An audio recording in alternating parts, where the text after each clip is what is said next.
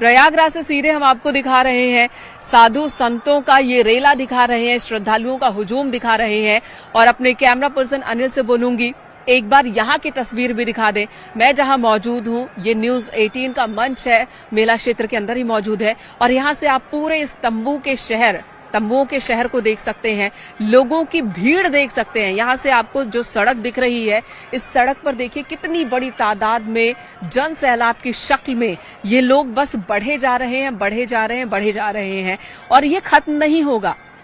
ये रेला सुबह से ही इसी तरह से दिख रहा है, लोगों की ये कतार इसी तरह से दिख रही है। सभी ऐसा लग रहा है कदम ताल करते हुए, बिना कुछ प्रैक्टिस के, लेकिन एक साथ कदम ताल करते हुए बढ़ते हुए लोग दिख रहे हैं।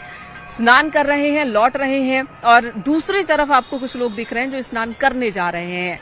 जगह जगह पर पुलिस फोर्स की तैनाती की गई है, घोड़े पर भी सवार हैं पुलिस वाले, जो कि व्यवस्था पर नजर बनाए हुए हैं। और ये पूरी तरह से डिजिटल इस बार का महाकुंभ कहा जा रहा है, इसी वजह से भी क्योंकि पूरे मेला क्षेत्र पर 3000 से ज्यादा सीसीटीवी कैमरे लगाए गए हैं, ड्रोन कैमरों से निगरानी हो रही है, कंट्रोल रूम बनाया गया है, वहां से 24 घंटे नजर रखी जा रही है। अभी हल्का हल्का कुहासा है, हल्की बारिश भी हो रही है।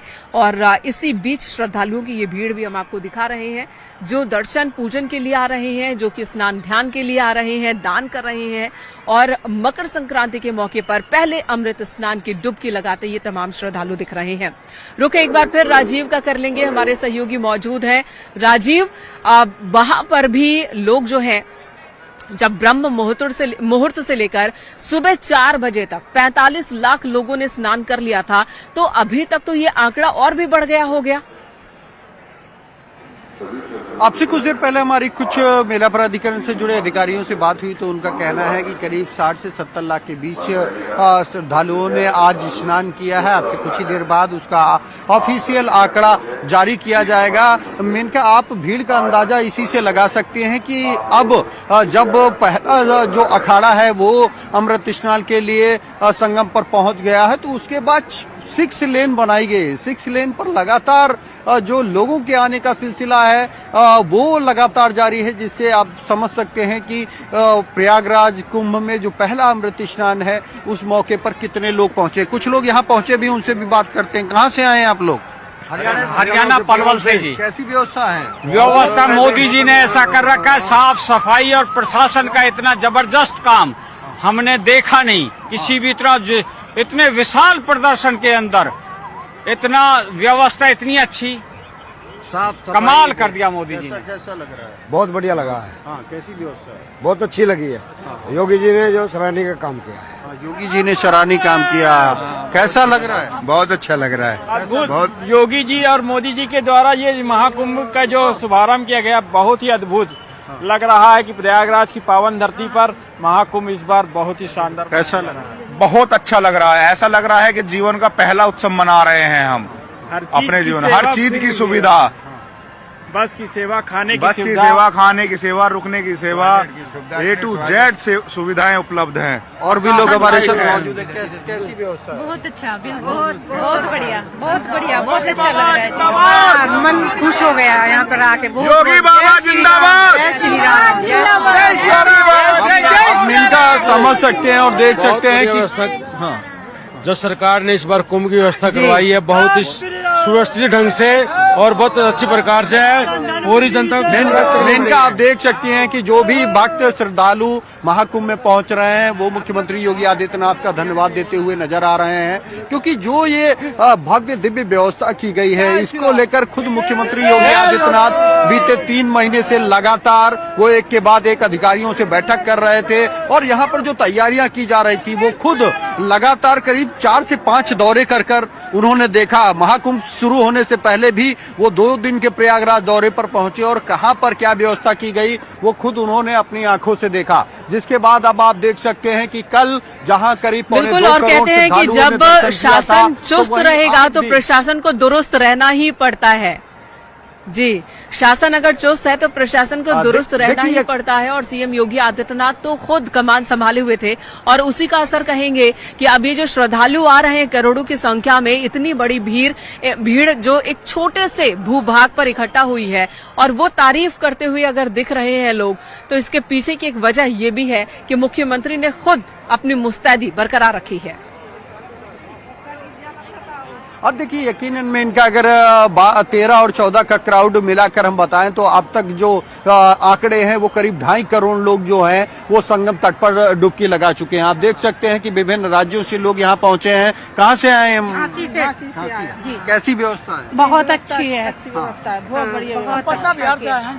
पटना बिहार से आए हैं, व्यवस्था बहुत अच्छा है, कोई दिक्कत नहीं है।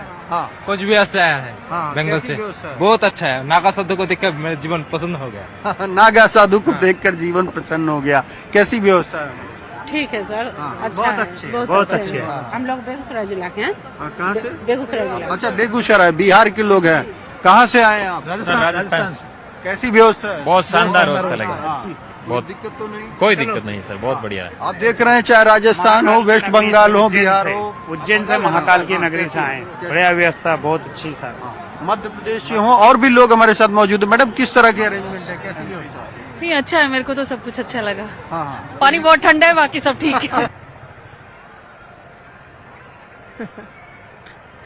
जी वाकई राजीव, कुछ इसी तरह की प्रतिक्रिया लगातार सुनने देखने को मिल रही है। मैं भी जब से मेला क्षेत्र में आई हूँ, ज्यादातर लोग तारीफ करते दिख रहे हैं। कल एक इंदौर वासी से मुलाकात हुई थी और इंदौर के लोगों ने यहाँ की साफ सफाई की तारीफ की। अमूमन कहा जाता है कि इंदौर के लोग पूरे भारत में कहीं पर भी चले जाएं और वो यही कहते हैं कि हमारा इंदौर सबसे साफ है, यहाँ तो गंदगी है। लेकिन कल इंदौर के लोग भी यहाँ की सफाई की तारीफ कर रहे थे, व्यवस्थाओं की तारीफ कर रहे थे। कुछ और लोगों की प्रतिक्रियाएं भी अपने दर्शकों को दिखाएंगे कि वो क्या कह रहे हैं, संगम में आकर उनकी अनुभूति क्या है। लेकिन उससे पहले ज्योतिषाचार्य आशुतोष जी से कुछ सवाल जवाब हो जाए। देखिए ठंड इतनी ज्यादा है कि मेरी जुबान भी लड़खड़ा रही है।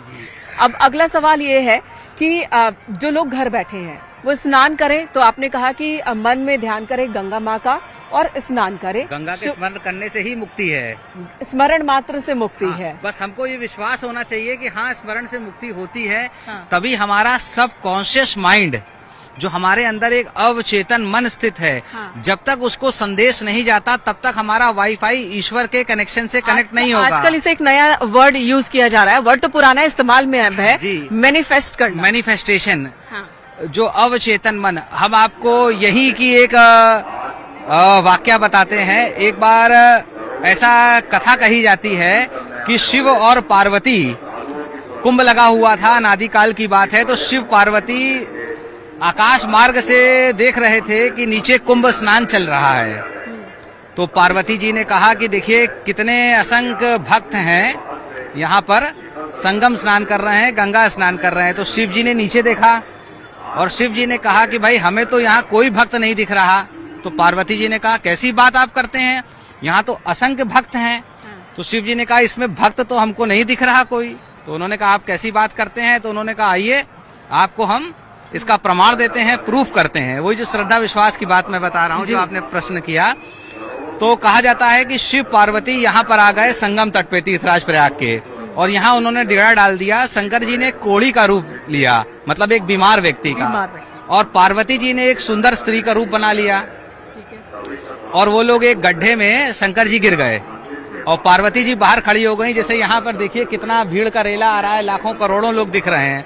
तो लाखों करोड़ों लोग उस रास्ते से जा रहे थे। तो पार्वती जी ने कहा लोगों से, एक स्त्री के रूप में थी, कि भाई मेरे पति यहाँ पर गिर गए हैं, पति परमेश्वर, और कृपया इन गड्ढे से निकालिए। तो कुछ लोग तैयार नहीं हुए, कुछ लोग तैयार हुए। तो उन्होंने कहा कि इनको तो बहुत कोढ़ है और अगर कोई पापी व्यक्ति होगा तो इनका कोढ़ उस पर चढ़ जाएगा। तो कोई भी व्यक्ति निकालने को तैयार नहीं हुआ। बताते हैं कई दिन शंकर पार्वती जी उसी गड्ढे में के पास रहे कि कोई तो एक भक्त आए, कोई नहीं तैयार हुआ। फिर एक व्यक्ति आया तो पार्वती जी ने उससे भी कहा कि भाई अगर आपने पाप किए होंगे, पापी होंगे, तो ये कोढ़ आपके हो जाएगा।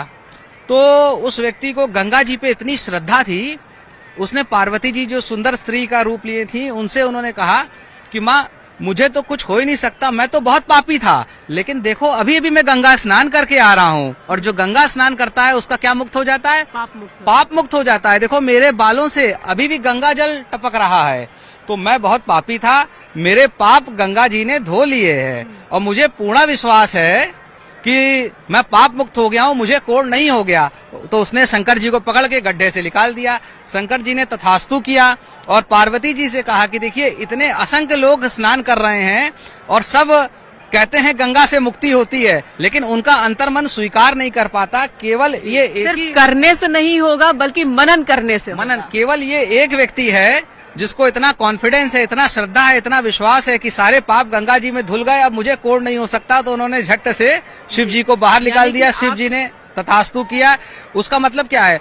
जब हम 100% विश्वास करेंगे तभी हमारा कल्याण होगा किसी भी विद्या में। जैसे जो साइंस के स्टूडेंट है वो जानते हैं वाटर का बॉइलिंग पॉइंट कितना है, 100 डिग्री सेंटीग्रेड।